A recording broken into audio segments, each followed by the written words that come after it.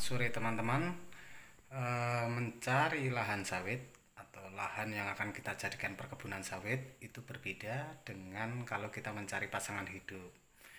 Kalau kita mencari pasangan hidup, biasanya kita mencari yang tidak subur-subur amat, tidak langsing atau rambutnya panjang dan lain sebagainya yang sesuai dengan selera kita. Tapi kalau kita mencari kebun sawit atau calon kebun sawit, kita mestinya mencari tanah yang paling subur dan menjanjikan di masa depannya.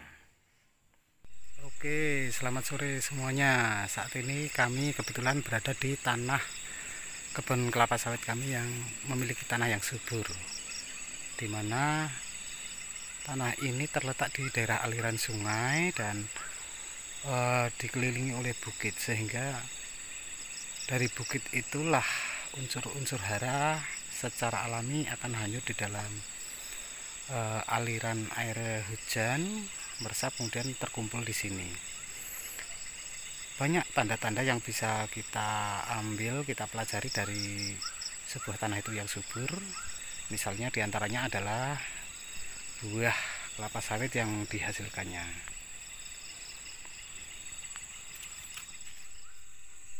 Untuk mendapatkan tanah seperti ini, kita yang pertama adalah dengan memperhatikan topografi tanah di sekitar kita. Yang kedua adalah dengan memperhatikan vegetasi gulma yang tumbuh di daerah ini.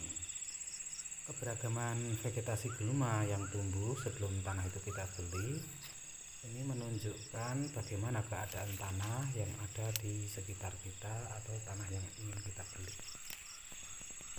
Ketahuilah teman-teman bahwa pupuk seperti NPK itu jangan dibilang merupakan pupuk yang lengkap. Tanaman memerlukan banyak sekali jenis unsur hara yang tersedia sebenarnya di tanah pada umumnya.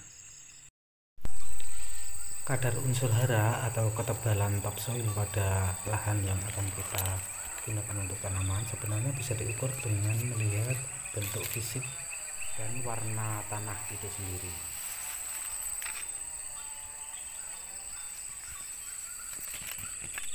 Untuk tanaman, salah satu ciri bahwa tanah tersebut subur diantaranya adalah bahwa pelepah-pelepah daun pohon kelapa sawit yang kita miliki ini dari bagian paling bawah sampai ke bagian paling atas ini masih memiliki warna hijau, tandanya bahwa dia banyak mengandung klorofil.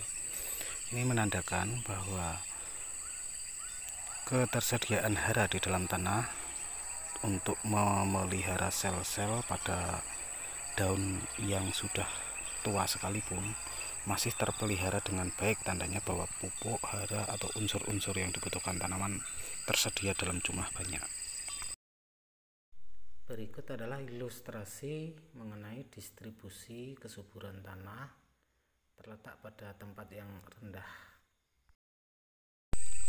Ciri yang tak terbantahkan dari bahwa tanah tersebut betul-betul subur adalah dilihat dari produksi buah atau produksi janjang buah sawit, dimana pada usia muda ini tanaman ini sudah memiliki buah sawit yang melingkar,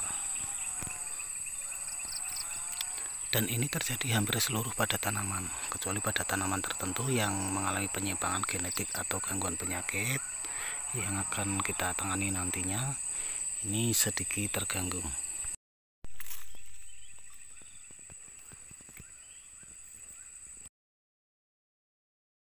Janjang-janjang pada kelapa sawit ini masih berukuran relatif kecil karena ini memang tanaman yang masih muda. Tapi dengan kontinunya produksi bunga-bunga dan buah pada pohon ini menandakan bahwa tanaman di sini sangatlah subur. Salah satu ciri tanaman yang subur bisa kita lihat di sini dengan warna tanah yang relatif gelap.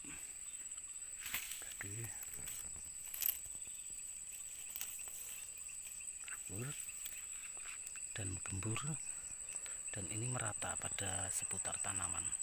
Inilah yang menyebabkan tanaman kelapa sawit di sini tumbuh dengan baik dan memproduksi secara optimal.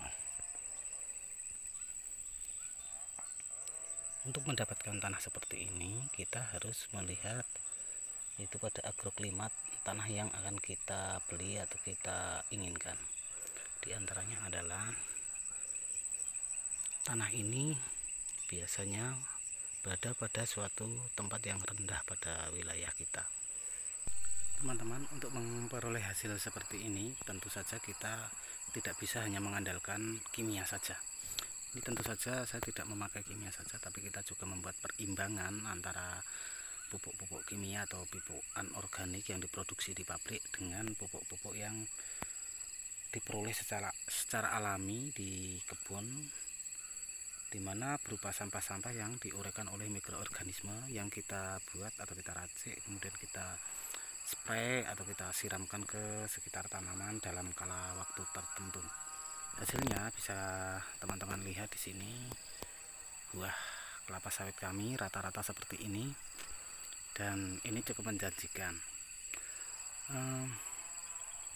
Tanaman ini memiliki umur lebih dari 2 tahun dan sudah menghasilkan karena kami tidak melakukan kastrasi kemarin, dan bisa jadi ini nanti akan berdampak pada ukuran batang buah yang lebih kecil. Ya sayang sekali karena kemarin karena kesibukan kami tidak sempat memikirkan itu dan cenderung untuk memperoleh hasil secepatnya.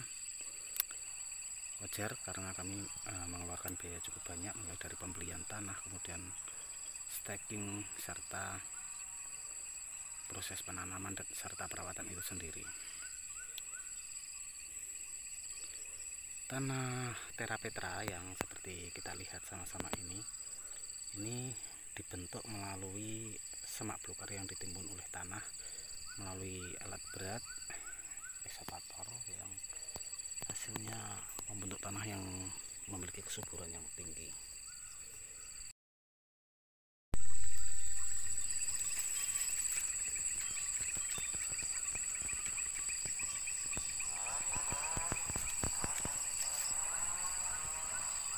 Sembrondol no, kapan wayahe disogok-sogok iki? Hahaha.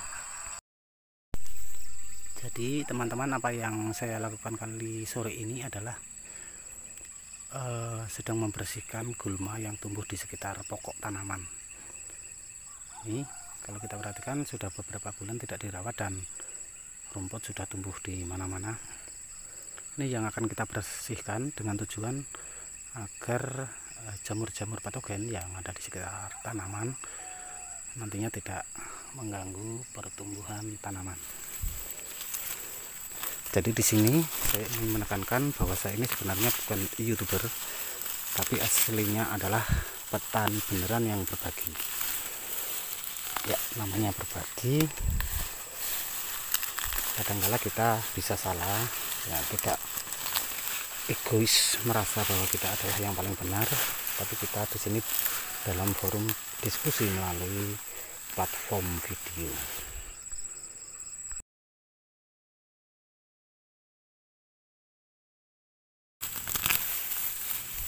Ciri lain dari tanaman yang memiliki tingkat kesuburan tinggi diantaranya adalah sembarang jenis vegetasi bisa tumbuh dengan subur.